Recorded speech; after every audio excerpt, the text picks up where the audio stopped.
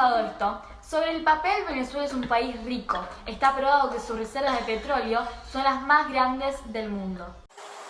Pero un exceso de confianza en el petróleo, que representaba alrededor del 95% de sus ingresos en exportaciones, dejó al país en una situación muy vulnerable cuando el precio del crudo cayó en el año 2014. La hiperinflación en Venezuela comenzó en noviembre de 2017, cuando se registró una inflación mensual del 56.7% e interanual del 1.370%. En ese periodo se anunció la creación del billete de 100.000 bolívares. Algo muy importante de Venezuela es que es considerada la peor hiperinflación de la historia americana. Durante el primer sexenio de gobierno de Nicolás Maduro, la inflación acumulada entre los años 2013 y 2019 en el país fue muy grande.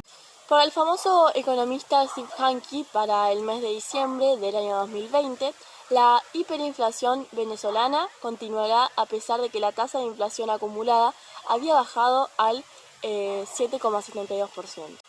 Él siempre da a conocer sus pensamientos y un dicho de él muy conocido dice que es imposible saber de cuánto será ni cuánto durará la hiperinflación en el país de Venezuela. Yo mido la inflación, no la predigo. Para varios economistas, la hiperinflación continuará durante el año 2020 mientras no se motive la producción nacional y se priorice la importación de materia prima para reactivar la industria. Bueno, yo voy a hablar de las causas. Los principales detonantes de la hiperinflación en Venezuela tienen que ver con la intervención por parte del gobierno de Venezuela en la política monetaria y el Banco Central de Venezuela. Principalmente a través de la inyección del dinero inorgánico en su economía. Adicionalmente, el déficit fiscal de la República es financiado por el BCB, lo cual genera un proceso muy conocido como la monetización del déficit. El crecimiento de la deuda externa sin control entre los años 2007 y 2012, que dejó sin respiro al país al quintuplicarse, y la acumulación de juicios a causa de las expropiaciones en esa época, comenzaron a deteriorar una economía que empezó a ir cada vez peor hasta la situación actual.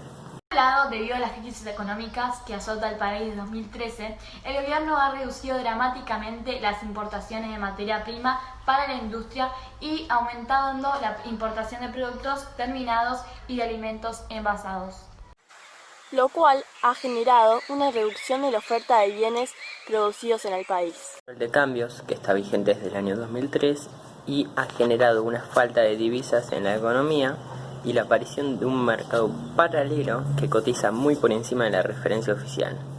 Dicho mercado se utiliza para fijar el producto de precios y servicios. En marzo de 2020 nuevamente ha repuntado la inflación que ha afectado a nivel mundial la pandemia de enfermedad por coronavirus de 2019 y 2020, la caída de los precios del petróleo y la baja producción en Venezuela que se había deteriorado desde 2017. Por otro lado, el envío de remesas a Venezuela para sostener la economía familiar se ve en muy malas condiciones por las causas de la pandemia del COVID-19 y el gran desempleo que se ha provocado en tal país. Vamos a hablar de un ejemplo del salario mínimo. Veamos lo siguiente. Maduro, en abril, duplica el salario mínimo a 40.000 bolívares, que en ese entonces equivalían a unos $8. Pero hoy son solo $2. Un cartón de 30 huevos, por ejemplo, se vende a 70.000 bolívares, $3.5, y un kilo de carne a 50.000 bolívares, $2.5. Esto también muestra un poco cómo se devaluó el bolívar.